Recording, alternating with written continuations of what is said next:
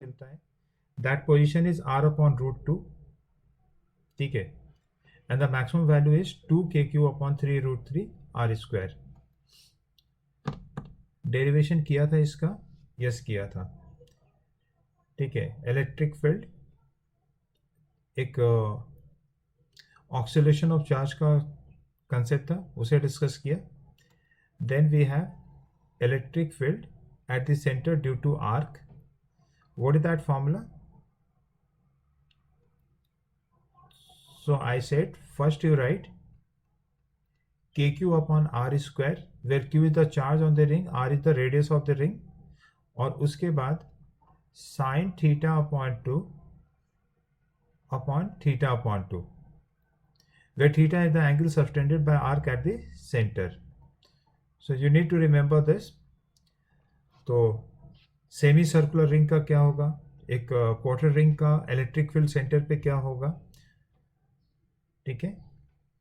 We did the derivation also. Then we are talking about the hollow charged spherical cell distribution, ठीक है। Obviously ये एक metal ball होगा, metal sphere होगा, metal cell होगा, जिसके सरफेस पे ये चार्ज डिस्ट्रीब्यूशन है। It could be a non conducting material also, like balloon,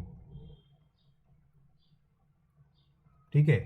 तो बलून जब होगा तो यहाँ पे हमें मैनुअली यूनिफॉर्म चार्ज डिस्ट्रीब्यूशन करना पड़ेगा, am I right? Balloon being non conducting, अगर हम एक जगह चार्ज रख करके छोड़ देंगे तो क्या वो खुद ब खुद डिस्ट्रीब्यूट होगा सरफेस पे? नहीं डिस्ट्रीब्यूट होगा। सो यहाँ पे हमें खुद से ये अरेंजमेंट करना पड़ेगा, यूनिफॉर्म डिस्ट्रीब्यूशन करना पड़ेगा। लेकिन अगर ये मेटल बॉल होता तो एक जगह चार्ज छोड़ देते तो अब खुद ब खुद ये यूनिफॉर्म चार्ज डिस्ट्रीब्यूशन सरफेस पे हो जाएगा। तो ये फ़र्क ध्यान रखोगे, ठीक है। सो कंडक्टिंग और नॉन कंडक्टिंग दोनों के लिए ये फॉर्मूला है, ठीक है। अंदर में इलेक्ट्रिक फील्ड कितना होता है? सो इट इज 0, ठीक है। गॉस थ्योरम से प्रूफ करेंगे। And what is the electric field at the surface? Kq upon r square, as if there is a charge at the center, and then outside kq upon small r square, where small r is the distance of that point P from the center O, ठीक है। It is same as if there is a charge at the centre, ठीक है ना। सोच करके देखो, अगर centre पे क्यू चार्ज होता है तो इससे स्मॉल आर डिस्टेंस पे यही होता फॉर्मूला इलेक्ट्रिक फील्ड का। सो सेल जब भी हम लेंगे, यूनिफॉर्म रेडियल चार्ज डिस्ट्रीब्यूशन अगर हम लेंगे, तो उसे आप एक पॉइंट चार्ज सेंटर पे अज्यूम करके आगे बढ़ सकते हो। Yes, any question?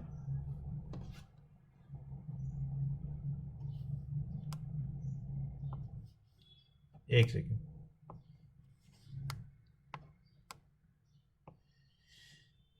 Yes, any question is there?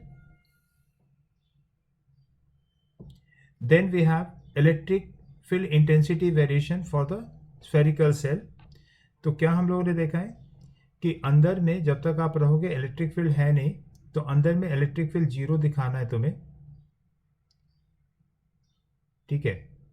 और जैसे ही सरफेस पे पहुंचोगे वहां पे इलेक्ट्रिक फील्ड मिलेगा तुम्हें अचानक से, डी क्यू अपॉन के क्यू अपॉन आर स्क्वायर ना। वहाँ से आगे हम बढ़ते चले जाए तो इलेक्ट्रिक फील्ड स्ट्रेंथ डिक्रीज करता चला जाएगा, क्योंकि 1/r² के प्रोपोर्शनल है, ठीक है। So this is the electric field variation for the shell, ठीक है। एक second, okay.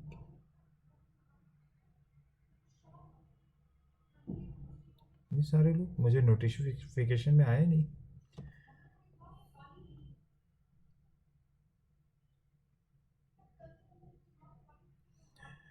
Okay, so what will be if we take two concentric shells? हम लोग इलेक्ट्रिक फील्ड देखेंगे due to two concentric sales.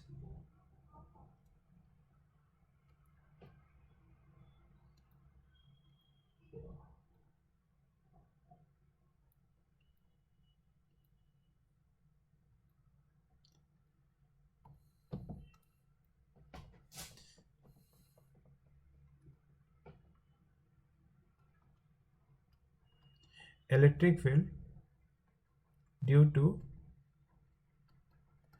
concentric shells.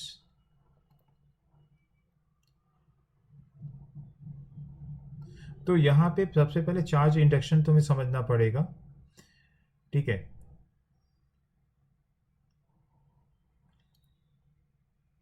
C this is a metal shell, conductor के ही ऊपर हम बात कर रहे हैं केवल। दिस इज कंडक्टर और इसके ऊपर चार्ज क्यों रखा है अभी,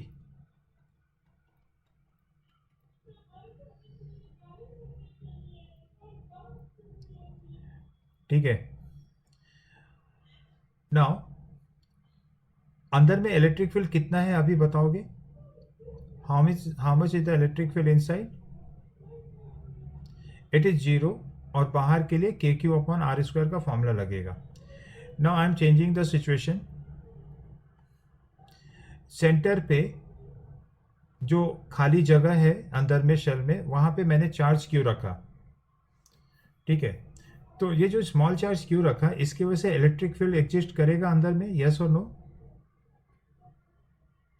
देखो कैपिटल क्यू के वजह से अंदर इलेक्ट्रिक फील्ड नहीं आएगा, लेकिन जो अंदर में चार्ज है स्मॉल क्यू, उसके वजह से इलेक्ट्रिक फील्ड होगा इस तरह से। ये जो सारा इलेक्ट्रिक फील्ड है वो कहाँ टर्मिनेट हो रहा है? क्या वो इनर वॉल पे टर्मिनेट हो रहा है? Is it? ये जो सारा चार्ज है वो इनर वॉल पे टर्मिनेट हो रहा है। तो इनर वॉल पे जहां टर्मिनेट होगा वहां पे वो कौन सा चार्ज ले लेगा? निगेटिव चार्ज आ जाएगा। सो इनर सरफेस पे इलेक्ट्रिक फील्ड की वजह से निगेटिव चार्ज इंड्यूस होगा। How much is the quantity of this induce charge? Minus Q का माइनस साइन का कितना चार्ज होगा?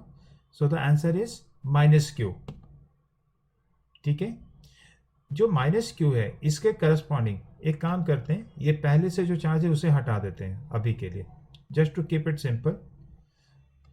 सो पहले ये सेल अनचार्ज था, ठीक है, और उसके सेंटर पे मैंने चार्ज क्यू रखा है। So what will be the charge induction on this shell? और सेल का थोड़ा थिकनेस ले लेते हैं ऐसे।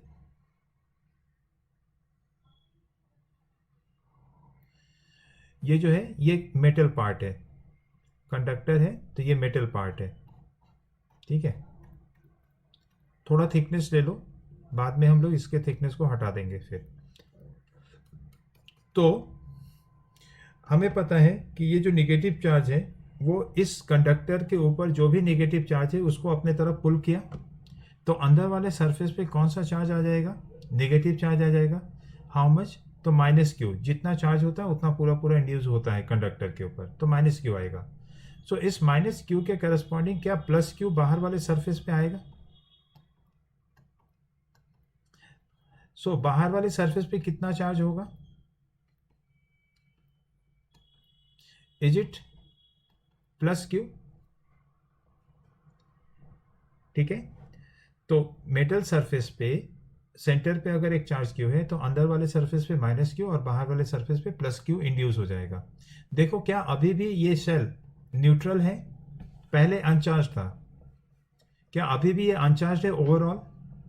तो आंसर इज यस, क्योंकि प्लस क्यू इस पे है और माइनस क्यू इस पे है। So total is 0। चार्ज का सेग्रीगेशन हो गया है but overall this is 0, no net charge on the shell, ठीक है। So this is how the charge induction takes place, ठीक है। नाउ इसी में और भी चीजें हैं जो हम बात करेंगे। तो इलेक्ट्रिक फील्ड डायग्राम कैसा बनेगा वो देखो। ये इलेक्ट्रिक फील्ड डायग्राम में इलेक्ट्रिक फील्ड इनर सरफेस पे टर्मिनेट हो रहा है, ऐसा दिखाओगे,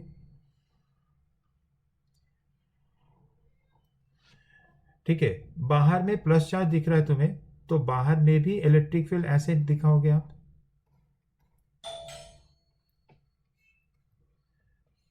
रेडियली ही दिखाएंगे क्योंकि नॉर्मल टू द सरफेस दिखाना होता है इलेक्ट्रिक फील्ड को, ठीक है। मेटल के अंदर इलेक्ट्रिक फील्ड दिखाएंगे या नहीं दिखाएंगे?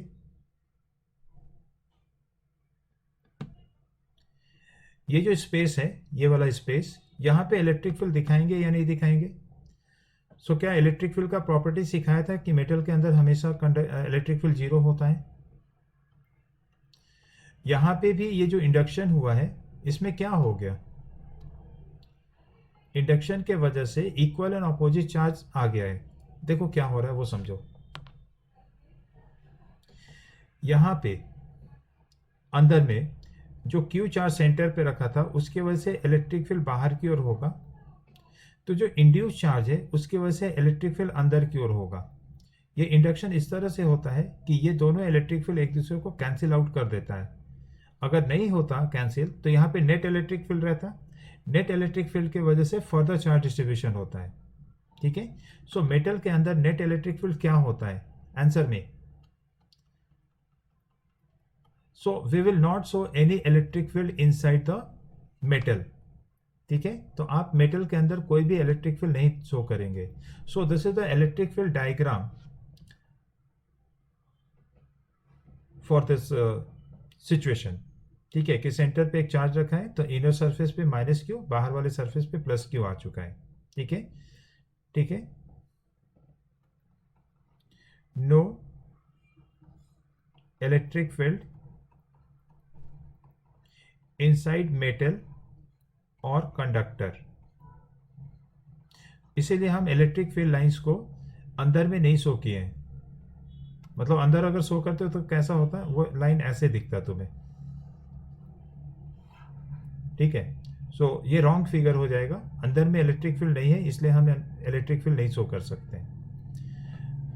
अब मुझे ये जानना है कि आई am taking a point A here which is outside this. मुझे बताओ, नंबरिंग कर दें चार्ज का या ऐसे बात कर लेते हैं। सेंटर पे एक चार्ज है क्यू, ठीक है, कॉल इट 1। इनर सरफेस पे चार्ज है minus Q, call it 2। And outer surface पे एक चार्ज है 3। किसका इलेक्ट्रिक फील्ड ए पे पहुंच रहा है, 1 2 3 का या तीनों का?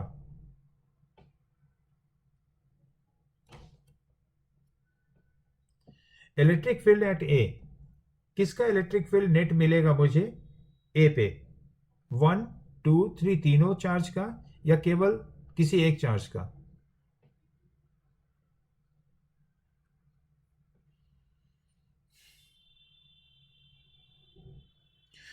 सो electric field at A is only because of 3। ठीक है, क्या अंदर से इलेक्ट्रिक फील्ड बाहर आ रहा है, आंसर में। जरा देखो अंदर का जो इलेक्ट्रिक लाइंस है क्या वो बाहर आ पा रहे हैं? वो मेटल के वजह से कट जा रहा है, शील्ड हो जा रहा है, तो अंदर का इलेक्ट्रिक फील्ड बाहर नहीं आ पा रहा है। So there is no electric field at A due to inner charges 1 and 2। इन दोनों के वजह से बाहर में कोई चार्ज, कोई फील्ड नहीं है।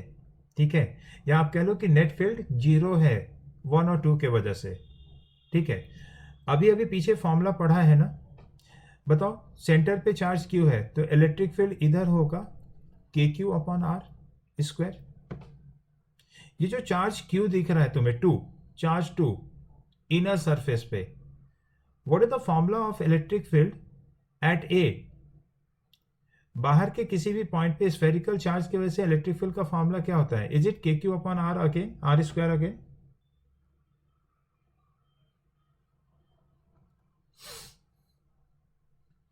आई am talking about this point, third point. ठीक है, सो जो चार्ज है माइनस क्यू दैट इज 3, उसके वजह से डायरेक्शन होगा इलेक्ट्रिक फील्ड का इधर, आपको पता है नेगेटिव चार्ज के लिए टुवर्ड्स होना चाहिए, and that is K Q upon R square. तो क्या ये दोनों फील्ड एक दूसरे को कैंसिल आउट कर रहे हैं, that is 2 and 1। So I will ask you again, is there any electric field at A because of inner charge 1 and 2? Net charge, net charge is 0, individual charge है, net charge 0 है। ठीक है, तो फिर ए पे किसका चार्ज बचा रह गया, वो रह गया 3 का, जो अभी शो नहीं किया था मैंने। ठीक है,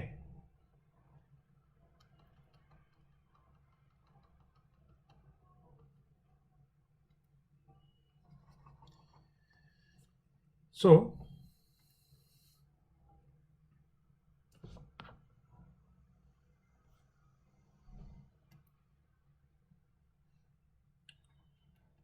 at A electric field is only due to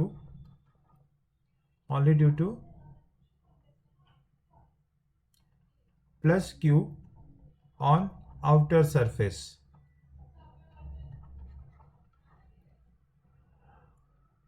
There is no net electric field at A due to inner charges, जिसमें आप 1 and 2 को बोलोगे कि उनके वजह से कोई चार्ज यहां पे नहीं है। ठीक है, उसी तरह से अगर मैं अंदर में एक पॉइंट ले लूं, अगर मैं अंदर में एक पॉइंट बी ले लूं, तो बी पॉइंट पे इलेक्ट्रिक फील्ड किसके वजह से है? 1 2 3 में से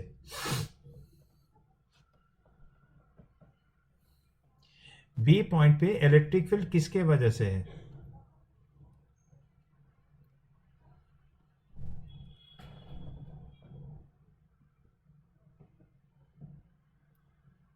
यस, जो आता है समझ में बताओ। At B inside point electric field is only due to 1, not even 2. I tell you why, but पहले ये समझ लो कि अंदर में जो फील्ड है ना, बी पॉइंट पे जो फील्ड होगा वो केवल क्यू चार्ज की वजह से आएगा, जो सेंटर पे है वो जो माइनस चार्ज है उसकी वजह से नहीं आएगा। क्यों? ये जो माइनस चार्ज है वो एक स्फेरिकल चार्ज है, माइनस माइनस माइनस, बस अभी माइनस का आइसोलेशन में सोचो। तो ये माइनस जो है स्फेयर, वो 3 पार्ट में डिवाइड कर रहा है पूरे स्पेस को, inside, outside and surface, right? तो बताओ मुझे, पीछे जो डिस्कशन किया उसके हिसाब से क्या इस माइनस चार्ज की वजह से अंदर में इलेक्ट्रिक फील्ड होगा? नहीं होगा। ठीक है, सरफेस पे होगा? यस होगा। कितना? KQ/R² with directed inward. बाहर में किसी पॉइंट पे होगा? तो यस, इसके वजह से होगा। अभी आइसोलेशन में बात कर रहे हैं, केवल माइनस चार्ज का। ठीक है, अब इसी में प्लस क्यू रख दिया मैंने, तो प्लस क्यू का अंदर में इलेक्ट्रिक फील्ड आ जाएगा, जबकि माइनस का इलेक्ट्रिक फील्ड नहीं है। M I right? क्या ये बात क्लियर हुआ अभी? ये छोटा छोटा पॉइंट्स है जो यूजुअली हम नहीं ध्यान रखते हैं, जिसकी वजह से हम गलत हो जाते हैं। So it's very important to understand this कि किसके वजह से है और किसके वजह से नहीं है। ठीक है, एक सेकेंड गाइस। हाँ,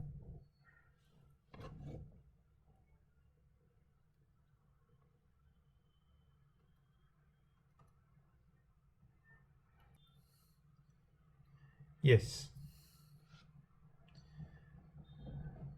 सो अंदर के पॉइंट पे केवल Q के वजह से होगा, बाहर के पॉइंट पे केवल 3 के वजह से होगा।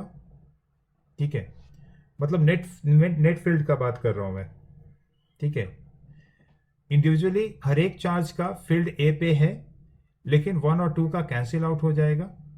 ठीक है, और वैसे ही मैंने शुरू में ही समझाया था कि जब हम लिखते हैं कि अंदर में चार्ज जीरो है, फील्ड जीरो है, तो वो एब्सोल्यूट जीरो है या फिर नेट जीरो है। ये जो प्लस चार्ज है इसके वजह से अंदर में जीरो लिखते हैं, ये एब्सोल्यूट जीरो है या नेट जीरो है? तो ये नेट जीरो होता है। तो नेगेटिव चार्ज का अंदर में है, but because of distribution, spherical distribution of this negative charge, the net electric field inside at any point like B will be zero. So अभी हम लोग नेट फील्ड का बात कर रहे हैं, तो electric field inside any point will be only due to charge 1 और आउटसाइड में चार्ज 3 के वजह से होगा। मेटल के अंदर कोई भी इलेक्ट्रिक फील्ड आपको नहीं बनाना है, मेटल के अंदर। ठीक है, तो ऊपर जो डायग्राम था वो सेंटर पे चार्ज था उसके लिए। अगर सेंटर से हटा करके बनाएंगे तो क्वेश्चन आता है draw the electric field diagram. ठीक है, ये एक थिक मेटल सेल ले लिया, ये मेटल पोर्शन है। ठीक है। सो सेंटर से हट करके हमने एक चार्ज यहां पे रखा,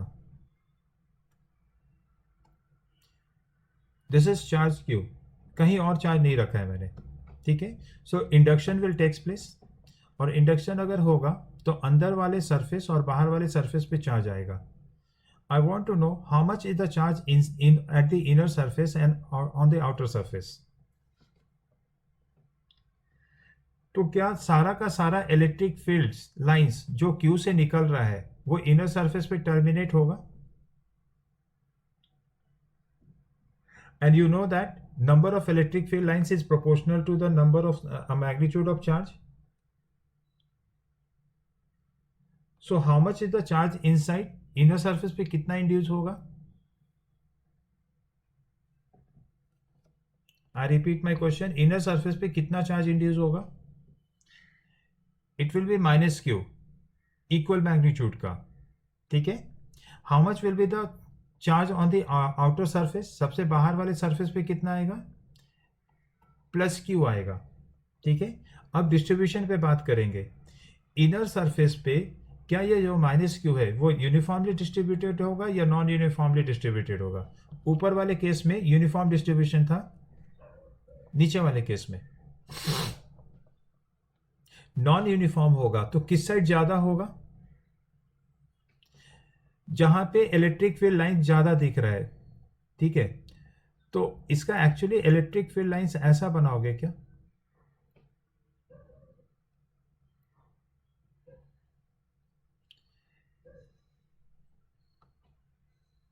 electric field lines always terminate perpendicular to the surface. So ऐसा डायग्राम बनेगा इलेक्ट्रिक फील्ड लाइंस का, और जहां जहां पे इलेक्ट्रिक फील्ड टर्मिनेट हो रहा है वहां एक एक माइनस चार्ज दे देंगे। Sum total of this minus charge is minus Q. So ये नॉन यूनिफॉर्म डिस्ट्रीब्यूशन हुआ सरफेस पे, इनर सरफेस पे। Come to the outer surface, जो प्लस क्यू चार्ज इंड्यूस हुआ है वो यूनिफॉर्म होगा आउटर सरफेस पे या नॉन यूनिफॉर्म होगा?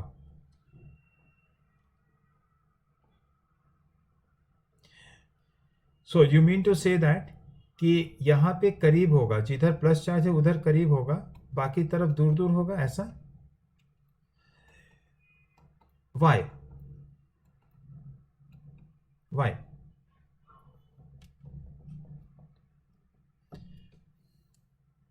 क्या अंदर का जो दो चार्ज है Q एंड माइनस क्यू वो बाहर के किसी पॉइंट पे अपने इलेक्ट्रिक फील्ड को पहुंचा पा रहा है? I repeat my question. अंदर के जो दो चार्ज है plus Q and minus Q surface पे, वो बाहर के किसी पॉइंट पे, देखो यहां पे मैं एक पॉइंट ले रहा हूं ए, इस पॉइंट ए पे इलेक्ट्रिक फील्ड पहुंच पा रहा है क्या अंदर से? Yes no? तो फिर ये जो सरफेस पे चार्ज है वो किसके इन्फ्लुएंस में है? देखो नॉन यूनिफॉर्म होने के लिए तो चार्ज को खींचना पड़ेगा या रिपेल करना पड़ेगा, तभी होगा ना। चार्ज के ऊपर फोर्स लगेगा तभी वो मतलब कहीं शिफ्ट हो सकता है। तो आउटर सरफेस पे जो चार्ज है वो किसके इन्फ्लुएंस में है? Is there any external electric field? Answer is no. So outer charge जो है वो किसी इलेक्ट्रिक फील्ड के इन्फ्लुएंस में नहीं है। So how should this outer charge be distributed? It should be uniformly distributed, ठीक है।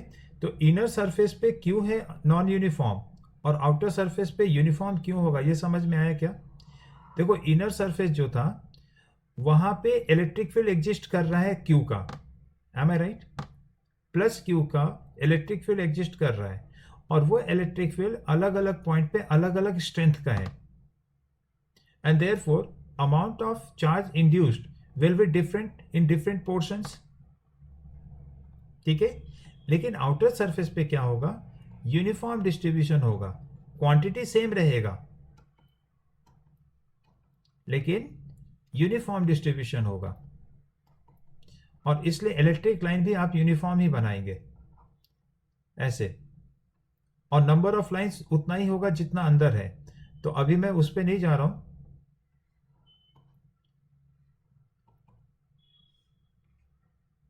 नॉन यूनिफॉर्म होता तो ये लाइंस कहीं पे ज्यादा दिखता और कहीं पे कम दिखता, right?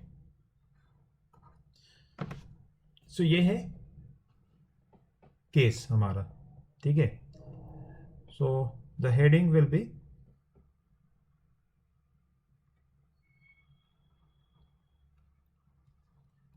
charge inside is not at center. ठीक है.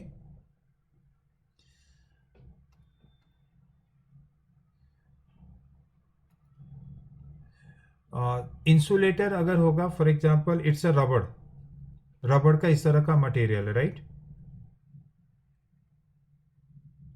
तो इतना चार्ज इंड्यूस ही नहीं होगा ना. एक तो जैसे सेंटर पे अंदर में क्यू रखा, तो इनर सरफेस पे माइनस क्यू इंड्यूस होगा क्या? नहीं होगा. बाहर वाले सरफेस पे प्लस क्यू होगा क्या? तो नो. जितना अंदर होगा थोड़ा होगा, जितना होगा उतना ही बाहर वाले पे भी सरफेस पे आ जाएगा. ठीक है. क्या कंडक्टर के अंदर इलेक्ट्रिक फील्ड होगा? आंसर इज यस, है ना. नॉन कंडक्टिंग, सॉरी कंडक्टर बोला मैंने, नॉन कंडक्टिंग मटेरियल के अंदर इलेक्ट्रिक फील्ड होगा. Answer is yes. तो क्या अंदर से इलेक्ट्रिक फील्ड बाहर पास ऑन हो पा रहा है? Answer is yes. And therefore बाहर में भी नॉन यूनिफॉर्म डिस्ट्रीब्यूशन होगा. Good. So on inner surface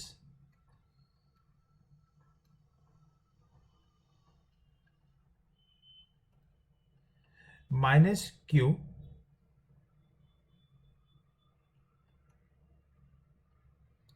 induces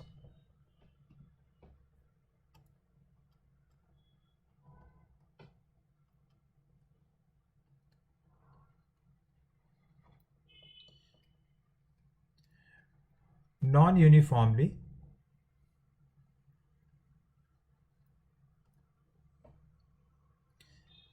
and density is high,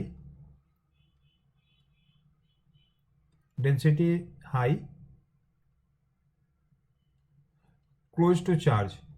charge इधर होगा, उधर में डेंसिटी ज़्यादा होगा, क्योंकि इलेक्ट्रिक लाइन डेंसिटी उधर ज़्यादा हो जाएगा. ठीक है.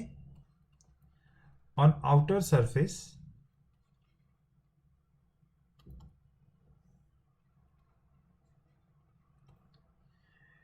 Q induces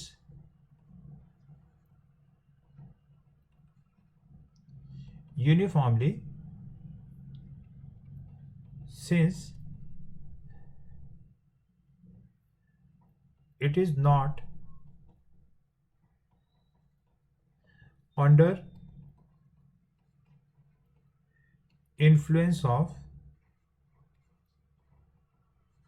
any electric field. किसी भी इलेक्ट्रिक फील्ड के इन्फ्लुएंस में नहीं है बाहर वाला चार्ज, सो वो यूनिफॉर्मली डिस्ट्रीब्यूट हो जाएगा. And this is how you will show the electric field diagram.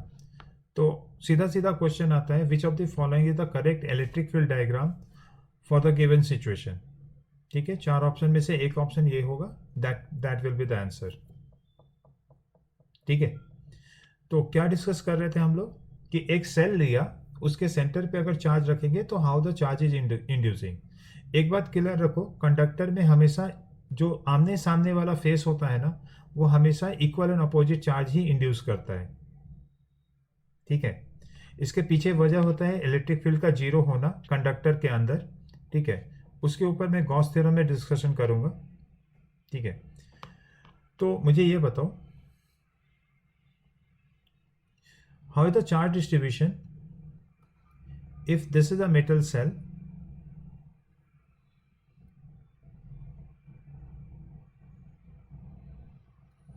ये इनिशियल सिचुएशन दे रहा हूं कि प्लस क्यू सरफेस पे है ऑलरेडी और सेंटर पे एक माइनस क्यू रखा.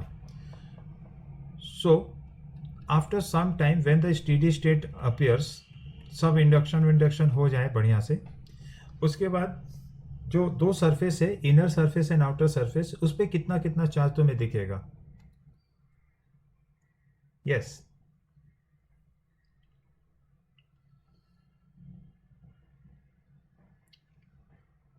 सो इनर सरफेस पे बताओ, is it minus Q? Outer surface पे माइनस क्यू का प्लस क्यू आएगा क्या? एकदम आएगा. ठीक है. So what is the total charge on the outer surface now? Total charge on outer surface will be capital Q plus small Q. ठीक है, ये कैपिटल क्यू पहले से था, वो कहीं जा नहीं सकता है, वो तो आउटर सरफेस पे ही रहेगा। ठीक है, और जो इंडक्शन हुआ है उसके थ्रू आउटर सरफेस पे प्लस क्यू आ गया है। So total charge on the outer surface will be plus Q and minus Q. ठीक है, फिर से रिपीट करता हूं चार्ज का साइन चेंज करके। नाउ यू टेल मी, बाहर वाले सरफेस पे प्लस क्यू पहले से पड़ा हुआ था, क्या ये प्लस क्यू कहीं और जा सकता है? यूनिफॉर्मली डिस्ट्रीब्यूटेड होगा ना आउटर सरफेस पे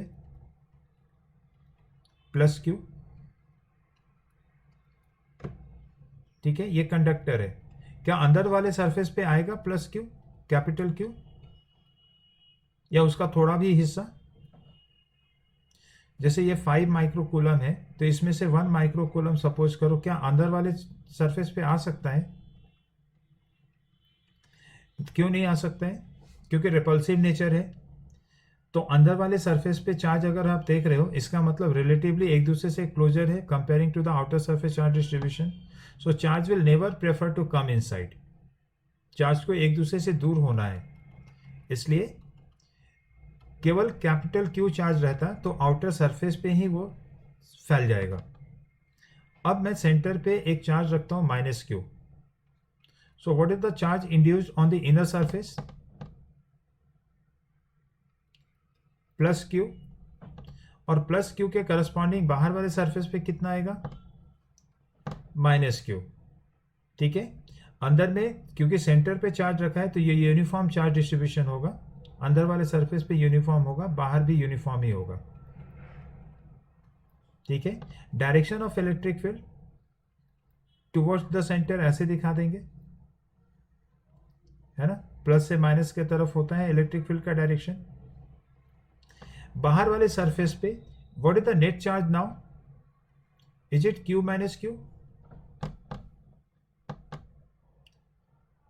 ठीक है, सो नेट चार्ज बाहर वाले सरफेस पे अब कम हो चुका है। Are you getting this? Any question in this? I was showing you the charge induction on the cell surface. ठीक है, अभी कैपिटल क्यू प्लस क्यू था या माइनस क्यू था, उसके ऊपर डिपेंड करेगा कि फाइनली क्या रहेगा, लेकिन फॉर्मूला यही रहेगा, जो चार्ज रहेगा वो हम सब्स्टिट्यूट करके निकाल सकते हैं। तो पहले वाले केस में बाहर वाले सरफेस पे कैपिटल क्यू प्लस क्यू था, और दूसरे वाले केस में capital Q minus Q induce हो रहा है। ठीक है,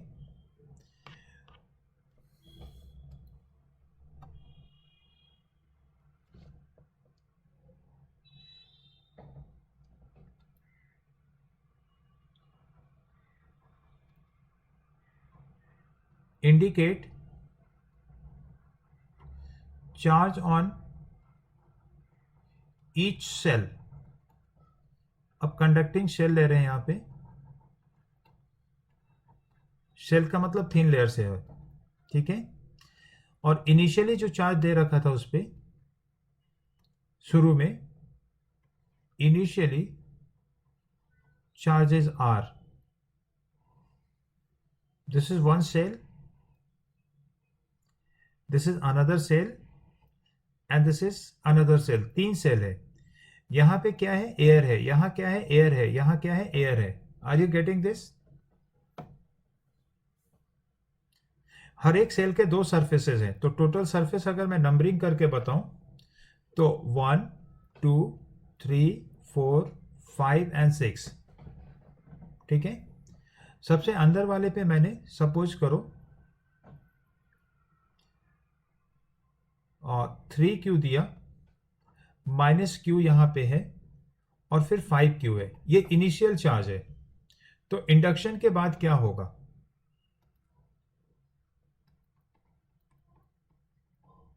this is initial charge given, so what is final charge?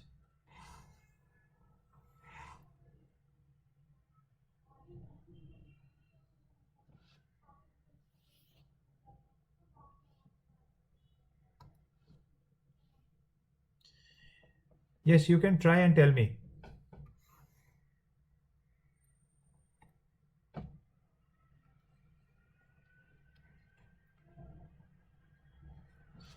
Finally क्या सरफेस वन पे चार्ज आएगा?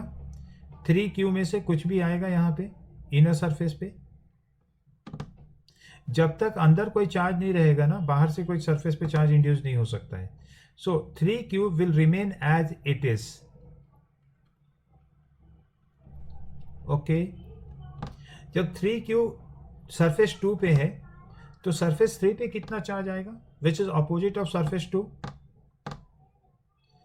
-3Q इंड्यूस हो जाएगा, क्योंकि ये सारा इलेक्ट्रिक लाइंस जो है 3Q से चल करके सरफेस 3 पे ही तो खत्म हो रहा है, तो वहां पे -3Q इंड्यूस हो जाएगा। जब -3Q इंड्यूस हुआ तो बाहर वाले सरफेस 4 पे +3Q अपेयर होगा। वहां पे पहले से -Q था। What is the net charge now on the surface 4? It is 2Q। ये जो 2Q है वो यूनिफॉर्मली डिस्ट्रीब्यूटेड है सरफेस 4 पे। सो what is the surface 5 charge? -2Q। -2Q अगर आएगा तो बाहर में कितना चार्ज आएगा? सो this is your final charge distribution. Q1 0। जब तक अंदर चार्ज नहीं होगा ना, तब तक बाहर से कोई चार्ज अंदर नहीं आएगा। सो Q1 0, Q2 is 3Q, Q3 is -3Q, Q4 is 2Q, Q5 -2Q, and Q6 is 7Q. This is the final charge distribution जो हमें इक्विलिब्रियम में दिखेगा, स्टीडीनेस के साथ दिखेगा। Any question?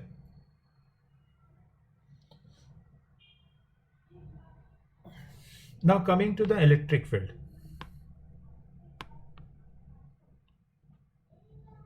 I want to write electric field. Write electric field at A, B, and C.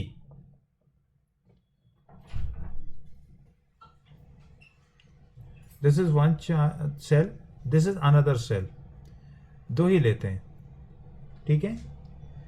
Centre पे Q, यहाँ पे मान लो 3Q ले लिया और यहाँ पे मैंने 5Q ले लिया।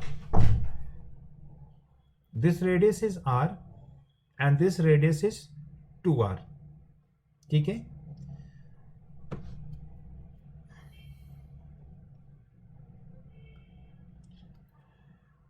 और सेंटर को O से डिनोट करें। A point is here, B point is here and C point is here, ठीक है।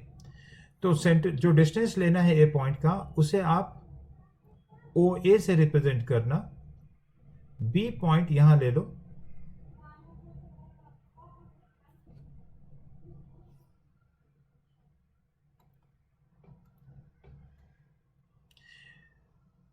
बी पॉइंट यहां ले लो। तो सेंटर से बी के डिस्टेंस को कैसे रिप्रेजेंट करोगे आप? OB डिस्टेंस से रिप्रेजेंट कर देना। और C अगर यहां ले लेते हैं आप, आउटसाइड पॉइंट है, तो सेंटर से उसके डिस्टेंस को OC से रिप्रेजेंट करना, ठीक है। वो R एंड 2R का अभी जरूरत नहीं है। So can you tell me what is the electric? पहले तो इंडक्शन कराना पड़ेगा, ठीक है।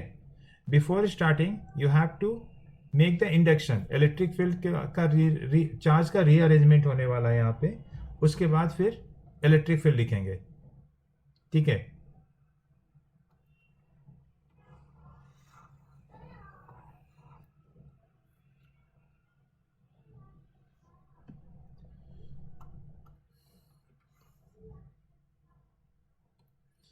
So you first do the induction.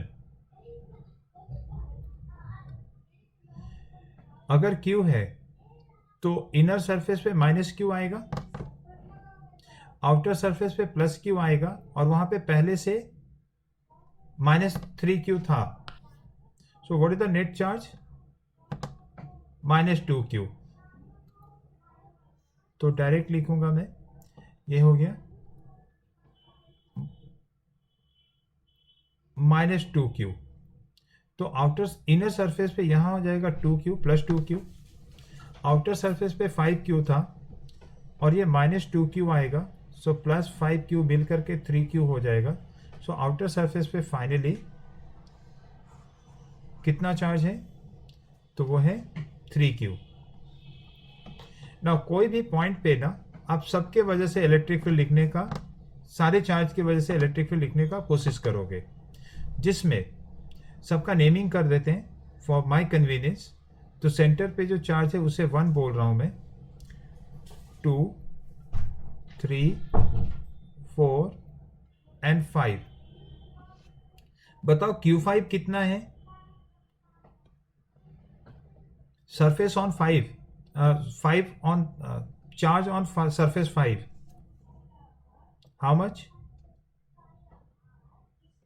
3q, ठीक है ना। वैसे ही सरफेस 3 पे कितना चार्ज है, तो माइनस 2q है। This is how we will understand now, ठीक है। Now coming to electric field at A, सब लोग ए को देखो। इलेक्ट्रिक फील्ड एट ए किसके वजह से होगा? क्या E1 होगा? चार्ज सेंटर पे जो है उसके वजह से आएगा क्या इलेक्ट्रिक फील्ड? 2 के वजह से, 2 जो सरफेस 2 है उसके लिए ए पॉइंट अंदर का पॉइंट है, तो अंदर के पॉइंट पे होता है क्या चार्ज, इलेक्ट्रिक फील्ड? नहीं होता है, इनर पार्ट में नहीं होता है। तो E2 विल बी 0, ठीक है। E3, E4 एंड E5, ठीक है ना। Charge on 3, charge on 4, charge on 5, इन सब के वजह से ए पॉइंट पे इलेक्ट्रिक फील्ड 0 होगा। So electric field at A will be only E1, जो कि K into Q upon O A का होल स्क्वायर हो जाएगा। Tell me any point. Since E2 is 0, E3 is 0, E4 and E5 सब 0 हो जाएगा because of A point being inside, ठीक है। Applying the same logic, energy at B, sorry electric field intensity at B, B यहां पे है।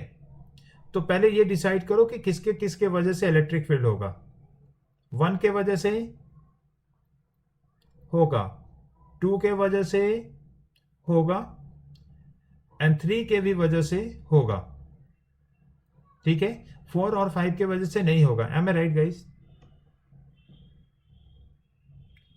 Direction को indicate करने के लिए आप माइनस और प्लस साइन का यूज करेंगे इसमें, ठीक है।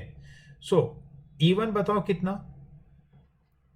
K Q upon OB square, agreed. Centre पे Q था तो E1 is K Q upon OB square, agreed. Surface 2 के लिए B पॉइंट बाहर है, surface 2, I repeat my statement, surface 2 के लिए B पॉइंट बाहर है। कौन सा फॉर्मूला लगेगा? KQ upon small r square लगेगा क्या?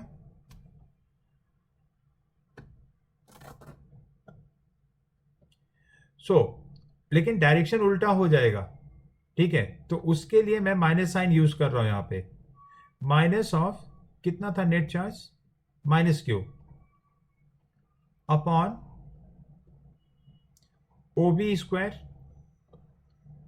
ठीक है। Be careful what I am writing about, you can ask your question. Q3 surface 3 पे कितना चार्ज है? तो माइनस 2Q चार्ज है। सो K into minus 2Q upon OB square. इसमें कैपिटल R स्मॉल r का अभी यूज कुछ भी नहीं है, राइट गाइस। सिंप्लीफाई करो तो क्या ये पहला दोनों टर्म कैंसिल आउट हो रहे हैं प्लस एंड माइनस होने की वजह से? So the result coming is minus 2KQ upon OB square and this is the electric field eight B, ठीक है। आप इसे ऐसे भी एक बार में कर सकते हो, लेकिन मैं इंटेंशनली आपको एकदम स्टेप वाइज सिखा रहा हूं। क्या है एक बार में लिखना? तो सारे चार्जेस को आप सेंटर पे ले लो, तो सारे चार्ज को सेंटर पे लेंगे तो Q पहले से है minus Q minus 2Q, what is the total net charge, minus 2q is the net charge at the centre. उससे बी पॉइंट पे जो इलेक्ट्रिक फील्ड होगा वो minus of 2kq upon O B square लिखेंगे, जो कि आ रहा है यहाँ पे। But don't get confuse with that, वो सब आप धीरे धीरे सीख लेंगे, ठीक है।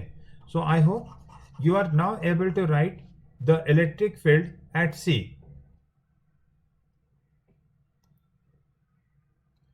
सबसे पहले ये डिसाइड करो कि सी पे किसके वजह से इलेक्ट्रिक फील्ड होगा।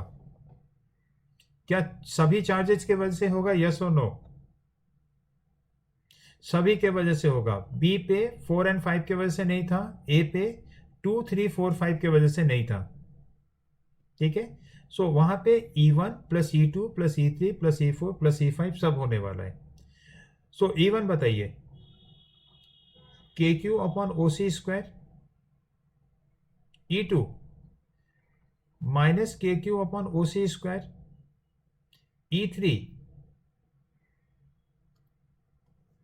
Minus 2KQ upon OC square, E4 plus 2KQ upon OC square, E5 plus 3KQ upon OC square. Any question in this line?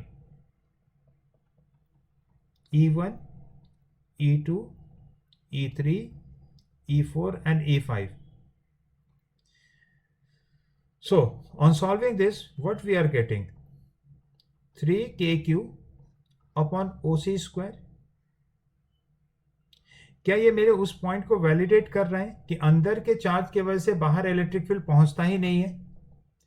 तो देखो 3Q कहाँ है, 3Q तो केवल बाहर वाले सरफेस पे है, तो सीधा सीधा हम सी पॉइंट पे इलेक्ट्रिक फील्ड बोलेंगे कि आउटर सरफेस के चार्ज की ही वजह से अंदर का सब चार्ज एक दूसरे को खत्म कर देगा,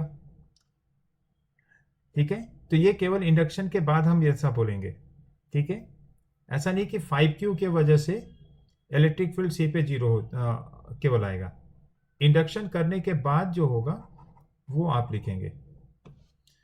सो have you understood how to write electric field at different position in concentric shells?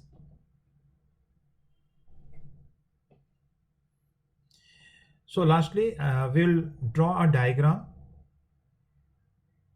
electric field variation.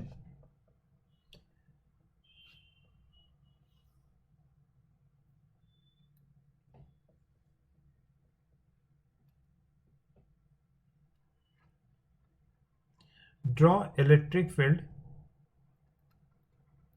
with R.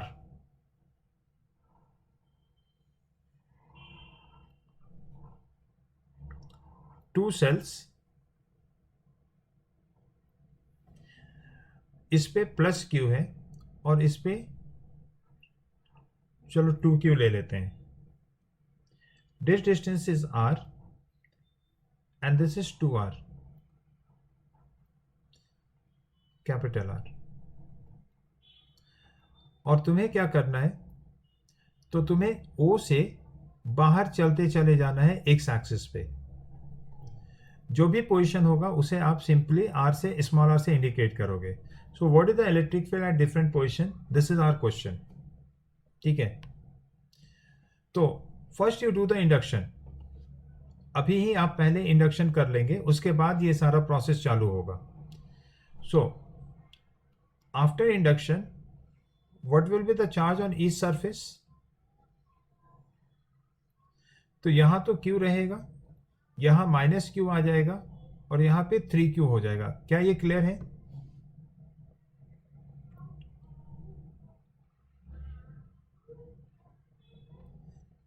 Induction is the process of inducing charge due to presence of other charges in the space. तो ये charge का distribution हो गया है। O से चलोगे, let me mark point A, point B, तो O से A तक आए, फिर A से B तक आए और फिर B से बाहर निकल गए, B से बियॉन्ड चले गए। So how is that electric field is varying?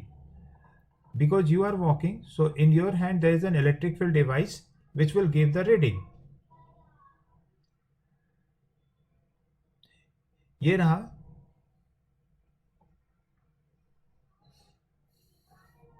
R ये रहा इलेक्ट्रिक फील्ड और ये रहा point O, that is centre जहां से चालू करेंगे चलना। तो बताओ यहां मार्क कर देते हैं, this is point A and this is point B।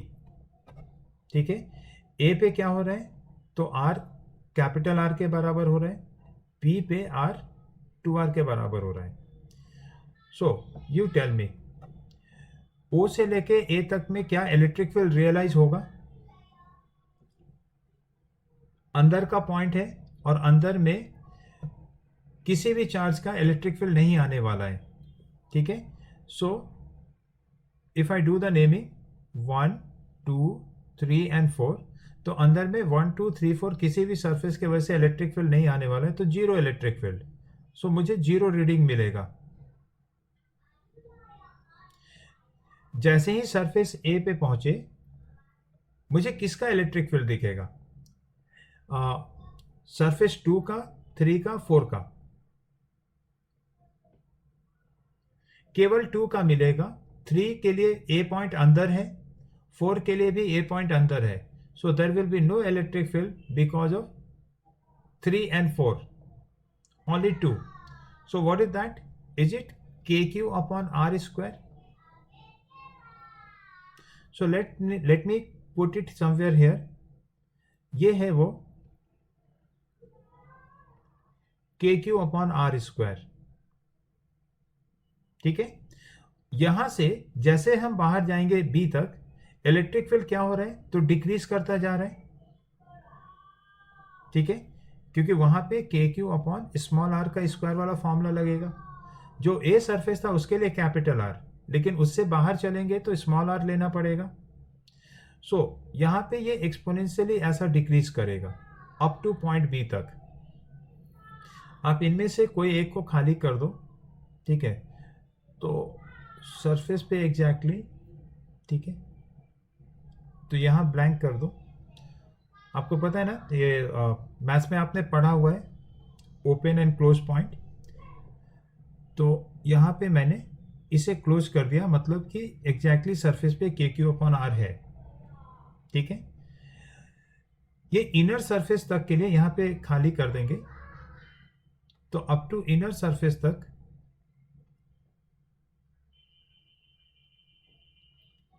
जैसे हम B सरफेस पे पहुंचेंगे, किसका किसका इलेक्ट्रिक फील्ड मिलेगा? तो 2 3 4 सबका मिलेगा। बट ये भी एविडेंट है कि 3 एंड 4 एक दूसरे को कैंसिल आउट करने वाला है, जिसको आप दूसरे तरीके से बोलते हो कि B पे केवल आउटर सरफेस का इलेक्ट्रिक फील्ड मिलेगा। M I right? Outer surface के चार्ज के वजह से इलेक्ट्रिक फील्ड मिलेगा। बाकी कैलकुलेशन करना चाहो तो electric field eight B is E1, sorry E1 तो है ही नहीं अब कुछ भी, E2 plus E3 plus E4 करने वाले हो। अभी E1 जो है plus KQ upon 2R square लिखोगे, minus KQ upon 2R whole square, 3 के वजह से 3 पे माइनस Q है, एंड E4 के वजह से 3KQ अपॉन 2R का whole square. M I right guys? ये आ रहा है 3KQ अपॉन 4R स्क्वायर। ये जो वैल्यू है ये है B सरफेस पे, ये KQ अपॉन R स्क्वायर से छोटा है या बड़ा है? तो यहां पे एक स्पाइक मिलेगा, मतलब अचानक से मुझे इलेक्ट्रिक फील्ड में शिफ्ट मिलेगा B सरफेस के जस्ट अंदर, B सरफेस के जस्ट बाहर पे। और ये जो KQ स्क्वायर बाय R है उससे छोटा अभी बोला, तो कहीं यहां से चालू करेंगे क्या? ठीक है, मैं इसे थोड़ा और, एक सेकेंड,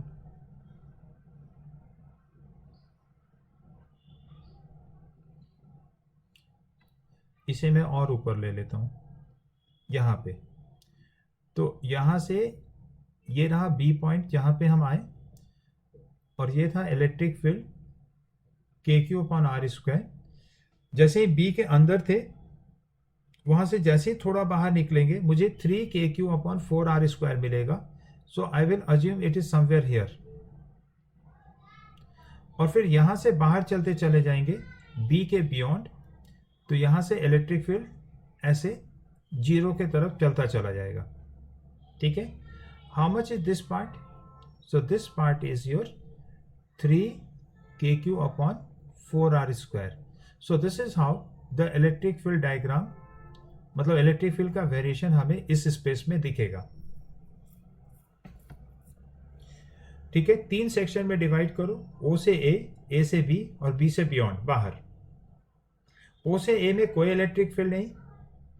A से लेके B के बीच में केवल Q2 के वजह से होगा, दैट इज Q के वजह से होगा. और B के बियॉन्ड केवल 3Q के वजह से होगा. ठीक है. And this is our electric field variation. Any question in this?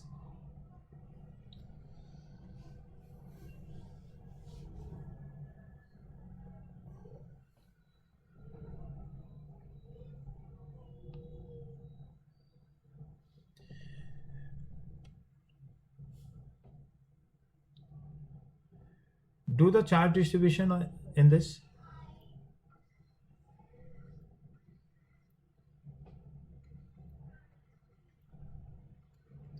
Do the charge distribution first. 1, 2, 3, 4, 5.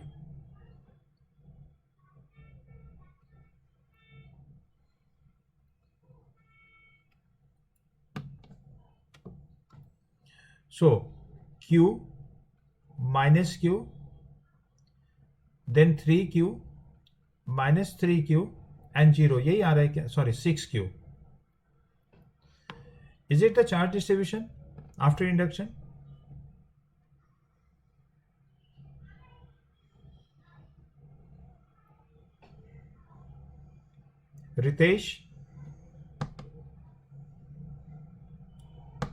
Ritesh हो क्लासरूम में?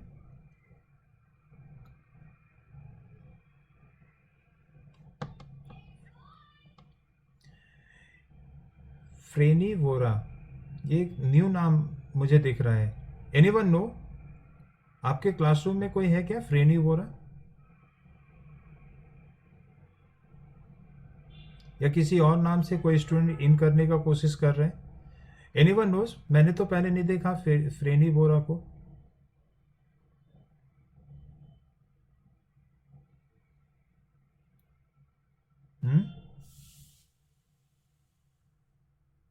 Yes, I also don't know. So not allowing.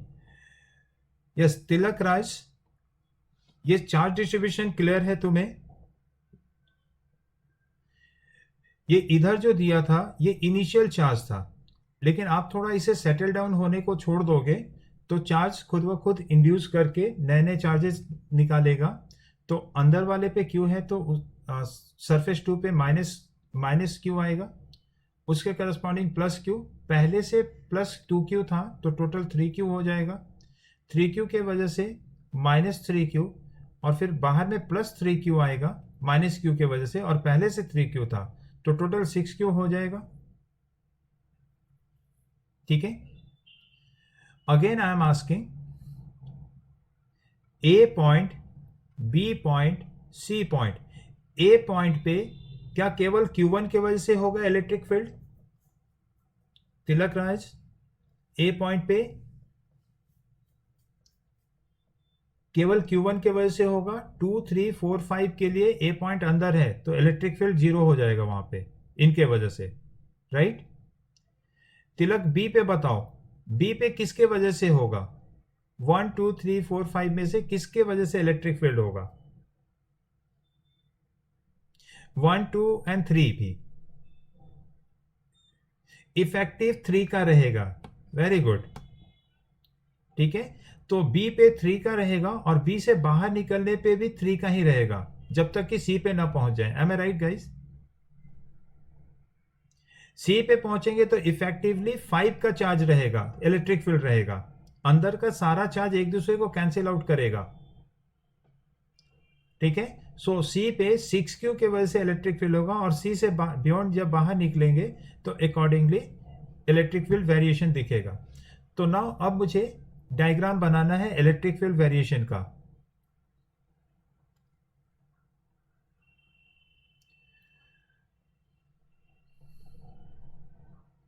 तो just to take the idea हम लोग ना ए बी सी पे electric field लिख लेते हैं, ताकि मुझे ये पता लग जाए कि कौन कितना ऊपर और नीचे बनेगा।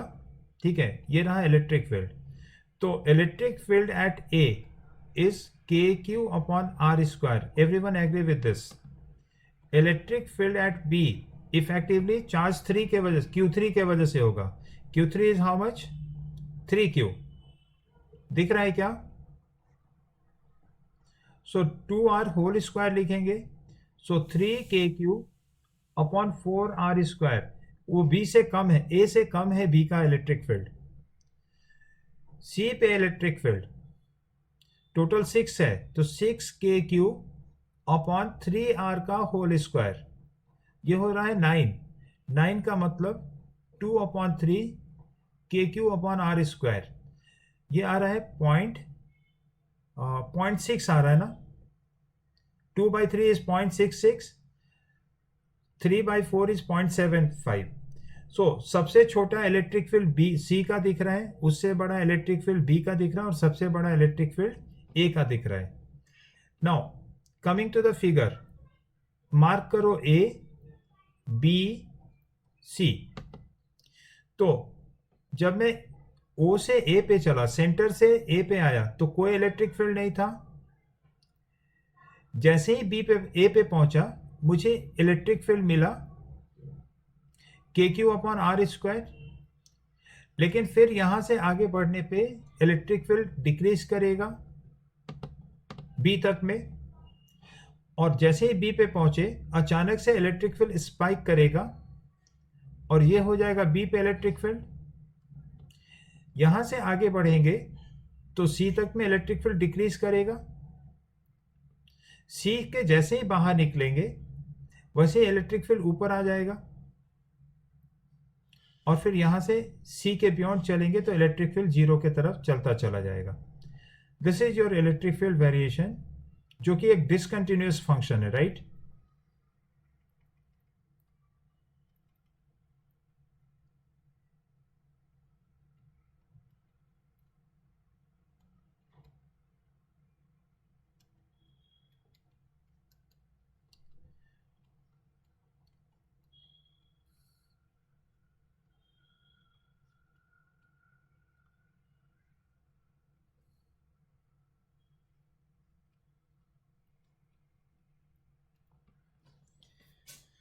सो हॉलो कंसेंट्रिक शेल्स में इलेक्ट्रिक फील्ड वेरिएशन कैसे होगा, ये आप लोगों ने सीखा यहां पे। ठीक है,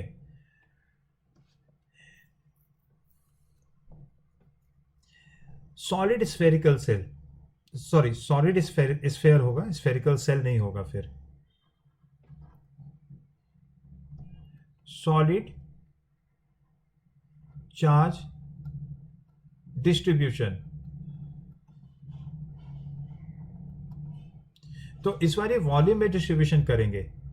ठीक है, तो पहले भी ये क्वेश्चन पूछा है, फिर से पूछूंगा मैं कि टोटल चार्ज Q है, रेडियस R है, लेकिन सरफेस पे नहीं, वॉल्यूम में डिस्ट्रीब्यूशन कर रहे हैं। क्या ये कंडक्टर में पॉसिबल है? मेटल का सॉलिड बॉल हो और उसमें उसके वॉल्यूम में जाकर के मैं ऐसे चार्ज रख दूं, तो ये पॉसिबिलिटी है क्या? नहीं पॉसिबल है। क्या होगा? What will happen to these charges? Surface पे आ जाएगा, ये सब फ्लोट करके सरफेस पे आकर के डिस्ट्रीब्यूट हो जाएगा। तो सॉलिड मेटल बॉल का मतलब कुछ भी नहीं होता है, वो शेल ही है, सॉलिड मेटल बॉल, क्योंकि चार्ज के पॉइंट ऑफ व्यू से चार्ज सरफेस पे ही आ जाएगा। तो ये नॉन कंडक्टिंग मटेरियल होगा, तभी ऐसा रह सकता है, और मुझे मैन्युअली ही इसे सजाना पड़ेगा, अरेंज करना पड़ेगा। So keep it in mind, this is non conducting material.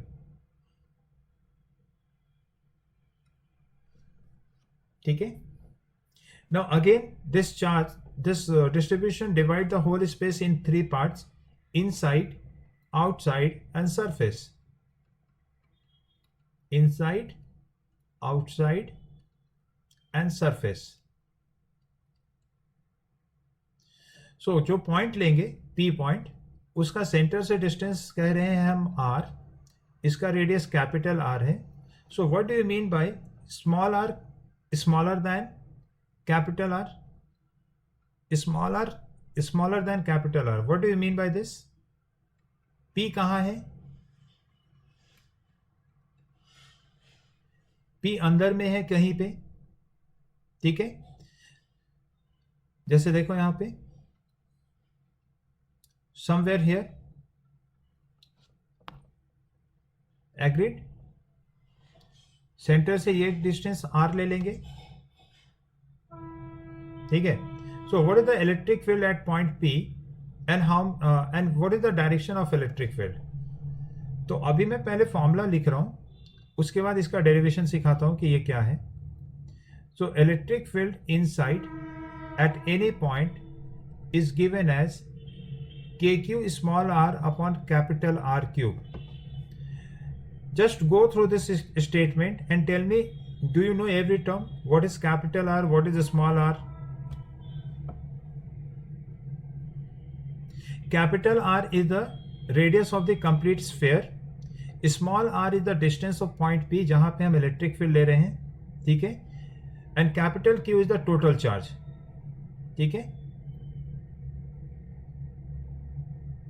किधर होता है ये? डायरेक्शन क्या है? तो radially outward.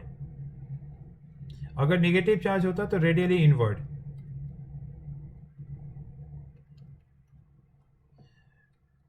Direction of electric field is radially outward.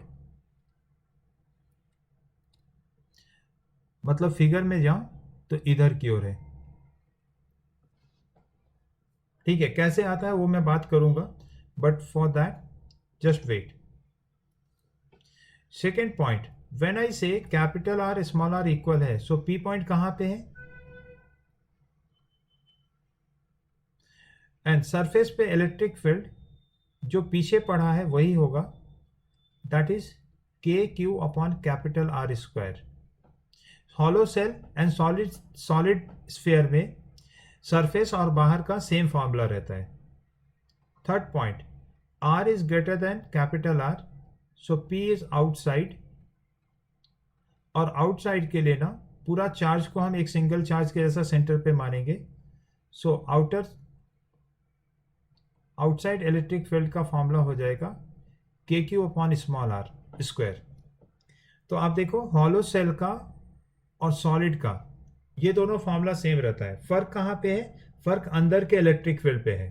Hollow cell में अंदर इलेक्ट्रिक फील्ड जीरो लेना है, ठीक है, लेकिन यहाँ पे जीरो नहीं लेना है, यहाँ पे एग्जिस्ट करता है, ठीक है। इसका एक और फॉर्मूला है, इसको थोड़ा मॉडिफाई अगर कर लूँ तो जरा देखो तो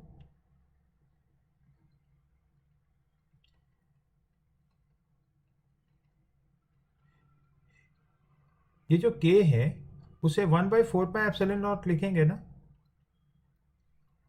q लिखोगे, r लिखोगे, और ये है r क्यूब। अगर मैं यहां पे खुद से 3 से डिवाइड एंड मल्टीप्लाई करूं तो can you see this 4π/3 into R cube? Is it a volume of this sphere? Okay, ऊपर चार्ज है, नीचे वॉल्यूम है, तो क्या हम डेंसिटी लिख सकते हैं? रो होता है charge upon 4/3 pi R cube, ठीक है। तो यस लिख सकते हैं आर, और नीचे एक 3 बच जाएगा, 3 और एप्सिलॉन नॉट भी बच जाएगा। सो तो सेम इलेक्ट्रिक फील्ड, ये जो लिखा है इलेक्ट्रिक फील्ड, इसे हम एक और फॉर्मेट में लिखते हैं, और वो फॉर्मेट है ये वाला।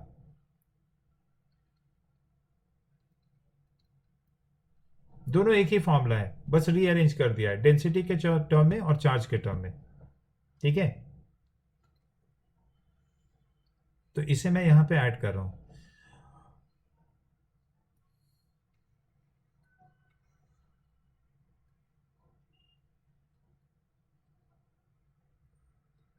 बहुत अच्छा।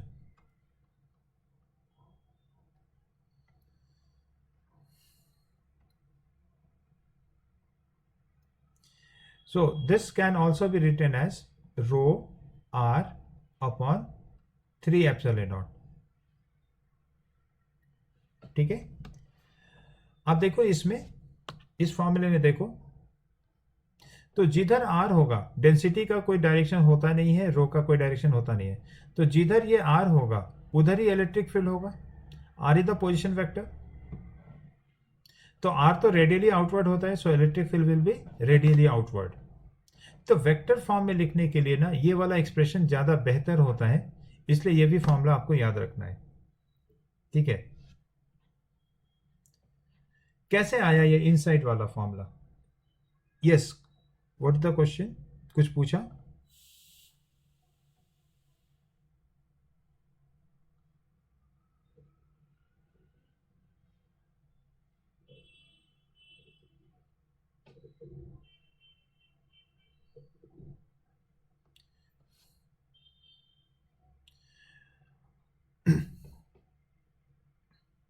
सो now we are coming to the derivation of first part, ठीक है। और इसके लिए जो हमने हॉलो सेल में डिस्कस किया था वहां से हम लोग इसमें वर्कआउट करेंगे। Derivation of E inside, formula दोबारा इसलिए लिख रहा हूं क्योंकि फॉर्मूला याद करना जरूरी है। So K Q R upon R Q, इतना सारा फॉर्मूला है, it should not be confusing, ठीक है। इसके लिए आप अपने नोटबुक में बिल्कुल ही क्लियर एक समराइज फॉर्मेट में सबका डायग्राम बना करके सबका कहाँ कहाँ पे इलेक्ट्रिक फील्ड होगा वो सब लिख सकते हो। So I am taking a point P inside which is at a distance r. So P को हम एक सर्किल के इस तरह से स्फेयर के फॉर्म में कर लें, तो क्या ये पूरा होल स्फेयर दो पार्ट में डिवाइड हो रहा है क्या? स्फेयर 1 एंड स्फेयर 2 में, पार्ट 1 एंड पार्ट 2 में, डॉटेड लाइन से, ठीक है। ये जो P पॉइंट है वो पार्ट 1 के सरफेस पे है क्या? छोटा वाला जो स्फेयर बना है 1 से उसके सरफेस पे है। यहां डायग्राम बना देता हूं, ये छोटा वाला स्फेयर है, यहां पे P पॉइंट है, तो will you call it on the surface of part 1? Yes और नो? किसी का रिस्पॉन्स नहीं आ रहा है। And P point is the inner point of surface part 2, ये तुम्हारा सेकेंड पार्ट है, P यहां पे है, तो क्या ये P इस पोर्शन के लिए इनर साइड पे है या नहीं है?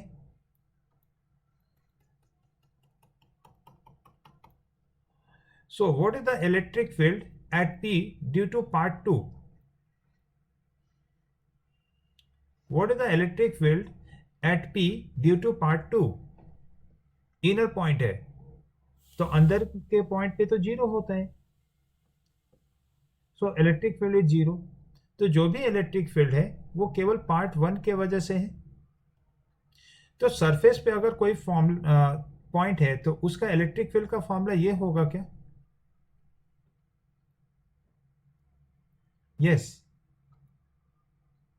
या मुझे कोई नोटिफिकेशन इधर नहीं आ रहा है कि कोई वेटिंग में है या नहीं है, सो काइंडली इन्फॉर्म मी। चलो, पॉइंट पार्ट 1 के वजह से P पॉइंट सरफेस पे है, तो फॉर्मूला क्या होता है सरफेस पे होने का? के क्यू अपॉन आर स्क्वायर, सीधा सीधा। And what is Q? तो Q is the total charge inside, ये वाला चार्ज को हम लोग Q1 बोल रहे हैं, ठीक है। पूरा इस पे चार्ज कितना था टोटल? वो था कैपिटल Q, रेडियस R पे। तो can you find this Q1 charge density फॉर्मूले से? Q1 equals to charge per unit volume into volume. Q1 का वॉल्यूम बोलो कितना है?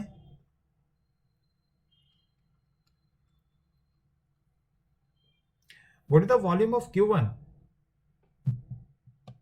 या part 1? 4/3 pi small r cube. So 4/3 cancel out हो रहा है, तो Q R cube upon capital R cube. क्या ये है Q1 charge in part 1? So substitute करो, इसलिए electric field at P is because of electric field due to part 1, that is K Q1 upon small r square, substituting here, तो K capital Q r cube small r का square into capital R cube. So are we getting this? And hence derived, ठीक है, which is further written as rho r upon 3 epsilon naught. Already बता रखा है कि कैसे होता है. Just go through this, let me know. Understood?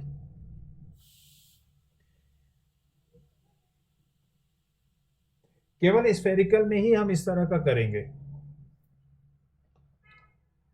क्या है? तो P पॉइंट से रेडियस लेकर के हम पूरे स्फेयर को दो पार्ट में डिवाइड करेंगे, 1 और 2. नाउ 1 के लिए सरफेस पे है पॉइंट P एंड 2 के लिए इनर पार्ट पे है point P.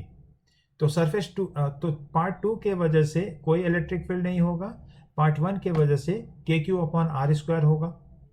So Q will be the charge in the part 1, वो निकाल लेंगे और फिर सब्स्टिट्यूट कर देंगे. ठीक है.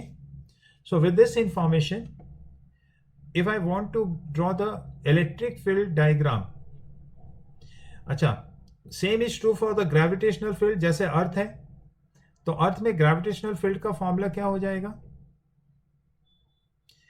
G capital M small r upon r cube.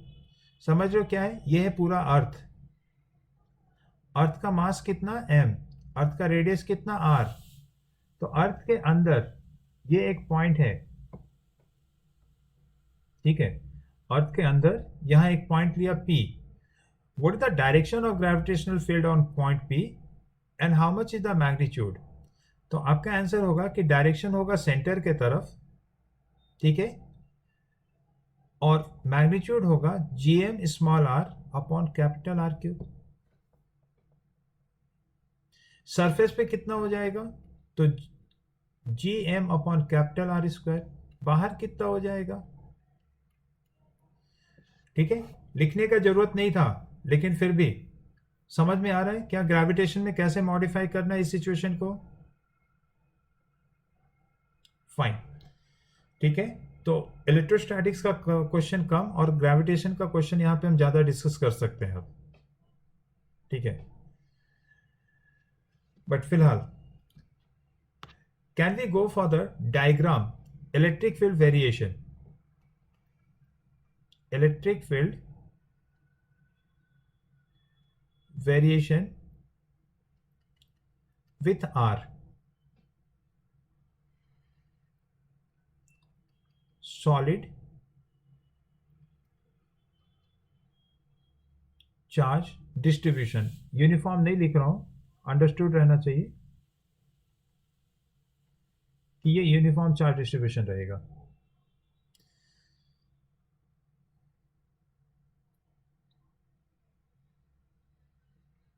So this is R, this is electric field and this is center O. Suppose करो वो स्फेयर ये है.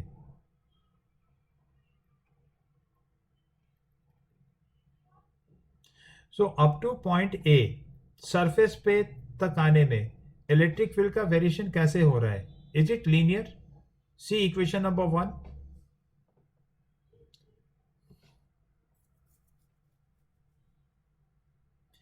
KQ small r upon R cube. तो electric field is directly proportional to small r, ठीक है, और बाहर जाने पे 1 अपॉन R स्क्वायर के प्रोपोर्शनल है. E inside is proportional to R. E outside is proportional to 1 upon R square.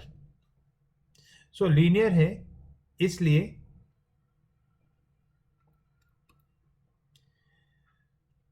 अगर मैं यहां पे मैक्सिमम इलेक्ट्रिक फील्ड ले लूं, so see this is the variation of electric field.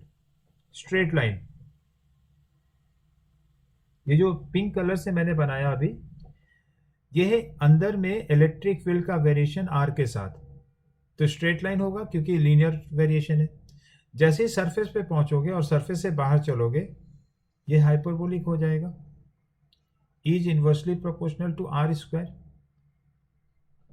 So this is how the electric field is varying inside. मतलब solid charge distribution में ऐसा electric field का वेरिएशन होगा. ठीक है. हॉलो में क्या था? तो हॉलो में स्ट्रेट था, यहाँ पे स्ट्रेट था, हॉरिजेंटल लाइन था 0, और फिर सीधा बाहर में डिक्रीज करना शुरू होता है. ठीक है.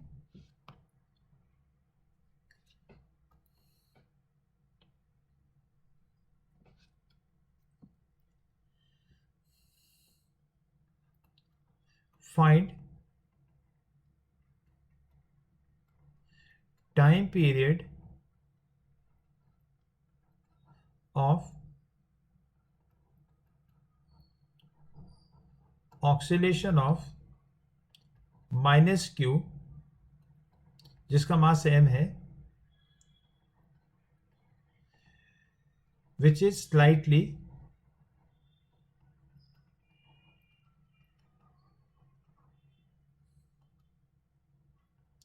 disturbed from center on diameter. इसको ऐसे समझेंगे कि एक टनल बनाया हुआ है. This is the charge, solid charge distribution.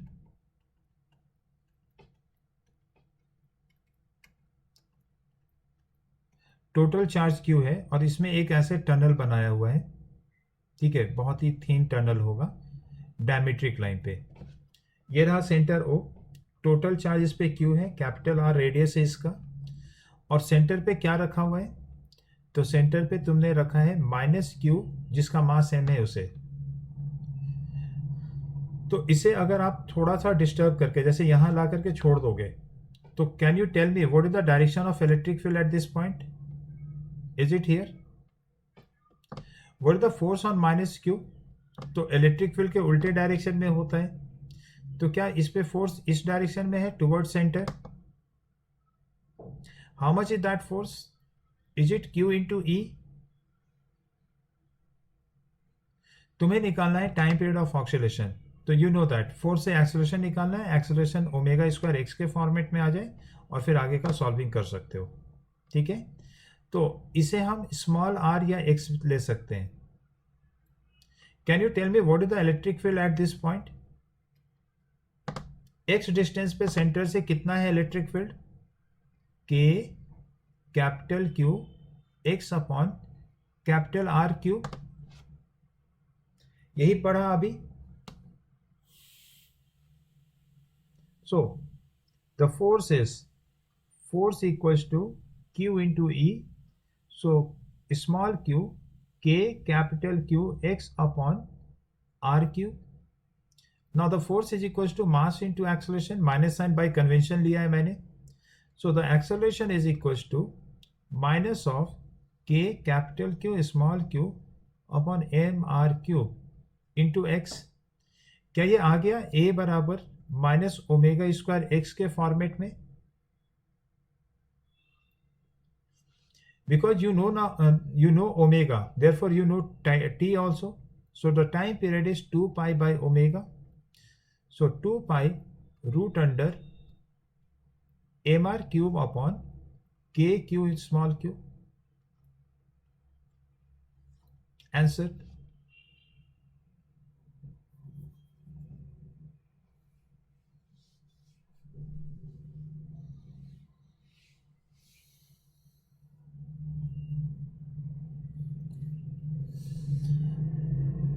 So I hope you understood this.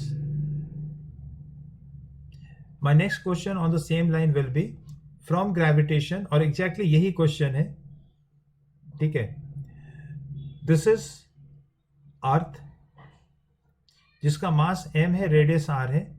इसमें कॉर्ड लाइन पे टनल बनाया हुआ है. यह है टनल. इसका सेंटर O है यहां पे, और यहां एक मास रखा हुआ है जो कि परपेंडिकुलर डिस्टेंस d पे है. ठीक है. और ये मास है छोटा सा m. टनल स्मूथ है. ठीक है. अगर m को थोड़ा डिस्टर्ब कर दे, जैसे यहां ला करके छोड़ दूं मैं, तो ये जो मास है ना वो इस तरफ टनल के डायरेक्शन में जाएगा, खींचा तो जा रहा है सेंटर के तरफ, लेकिन एक कॉम्पोनेंट आएगा फोर्स का टनल के डायरेक्शन में और वो इधर जाएगा, यहाँ रुक करके वापस लौटेगा। तो यहाँ पे ये इस तरह का मोशन होगा। क्या ये बात समझ में आ रहा है तुम्हें? 2 and 4 motion.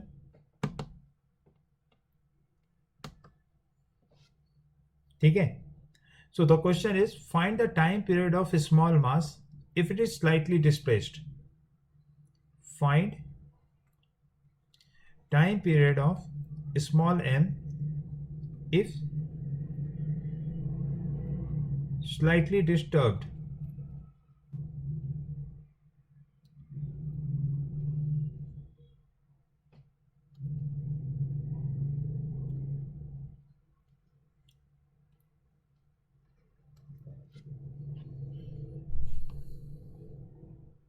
So calculation will be on the same line,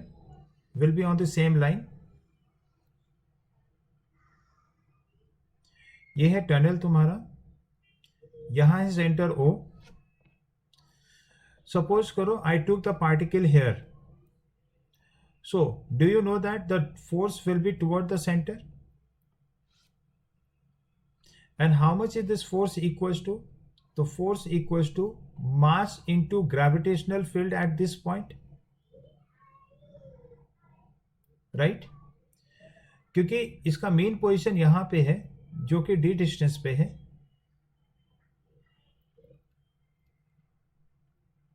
so I will take displacement as x, ये d। तो क्या आप ये वाला डिस्टेंस बता सकते हो? क्या ये x square plus D square root cover है? ओके, इस डिस्टेंस पे अगर मैं इसे अभी r बोलूं तो r डिस्टेंस पे ग्रेविटेशनल फील्ड का फॉर्मूला बताओ। E बराबर g capital M small r upon capital R cube. So now we can find the force. ठीक है। अच्छा, ये जो फोर्स है उसका कॉम्पोनेंट लेना पड़ेगा, तो यहां पे एंगल थीटा लेंगे आप। तो फोर्स का टनल के अलोंग कितना फोर्स आ रहा है? Is it F cos theta? क्या F cos थीटा रिस्पॉन्सिबल है एक्सेलरेशन के लिए? Answer is yes. इसका दूसरा कंपोनेंट किधर आएगा? तो दूसरा कंपोनेंट इधर आएगा। और इस पार्टिकल पे एक नॉर्मल रिएक्शन भी मिल रहा है क्या?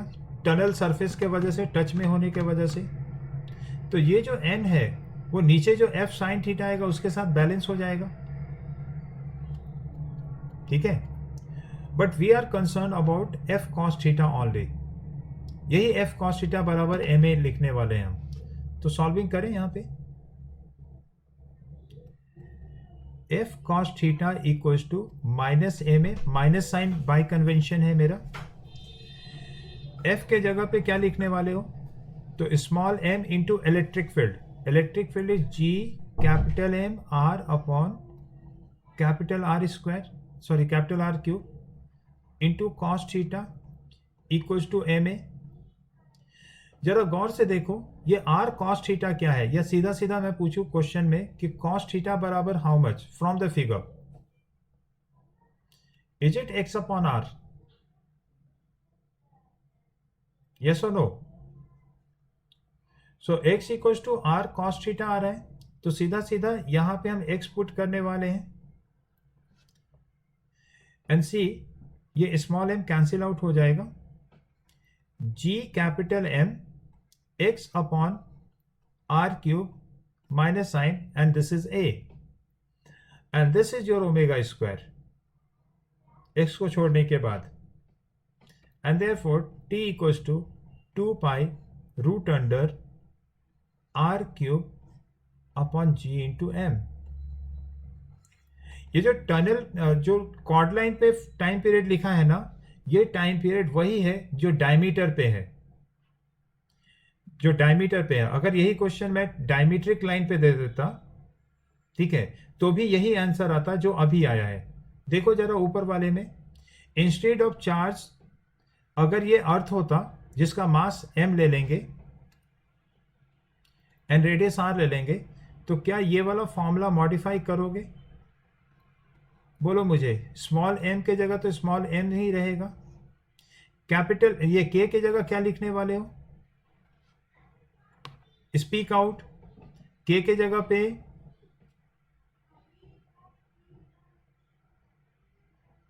के जगह पे ग्रेविटेशन में कैपिटल जी, कैपिटल क्यू के जगह पे कैपिटल एम, और स्मॉल क्यू के जगह पे स्मॉल एम, जो चार्ज मूव करेगा वो है। ये स्मॉल एम कैंसिल आउट हो रहा है क्या? This is 2 pi root under R cube upon G M. ये डायमेट्रिक लाइन पे जब वो मास मूव करता तब के लिए था टाइम पीरियड, और नीचे देखो सेम फॉर्मूला है ना। सो कॉर्ड लाइन पे हो या डायमेट्रिक लाइन पे हो, क्या कोई फर्क पड़ेगा टाइम पीरियड में? तो आंसर है नो, सेम टाइम पीरियड। ठीक है, सो ये था charge distribution, volume charge distribution के ऊपर हम लोगों ने डिस्कशन किया है। ठीक है, सो अभी और भी कुछ है, जैसे सर्कुलर डिस्क का मैंने नहीं डिस्कस किया है, थीन प्लेट थीन डिस्क का नहीं डिस्कस किया है electric field, so that we will discuss. और इलेक्ट्रिक फील्ड ऑलमोस्ट कंप्लीट हो गया है। After that we will switch over to the Gauss theorem. ठीक है, चलो, so tomorrow we have lecture, will see in the tomorrow session, right guys? Bye bye everyone. और Friday का हमारा doubt session है ना। सो आप wave optics and collision, I hope you have revised. Collision सब लोगों ने अभी तक रिवाइज कर लिया होगा, आई होप सो। अभी सब सोच रहा होगा कि सर क्या बोल रहे हैं, है ना। Collision, centre of mass and momentum. अभी किसी बच्चे ने एक बोल दिया मुझे कि सर उसमें कोलिजन नहीं आएगा ना, सेंटर ऑफ मास मेंशन्ड है और मोमेंटम मेंशन्ड है, इसका मतलब उसमें कोलिजन तो नहीं आएगा। सब लोग यही सोच रहे हो क्या?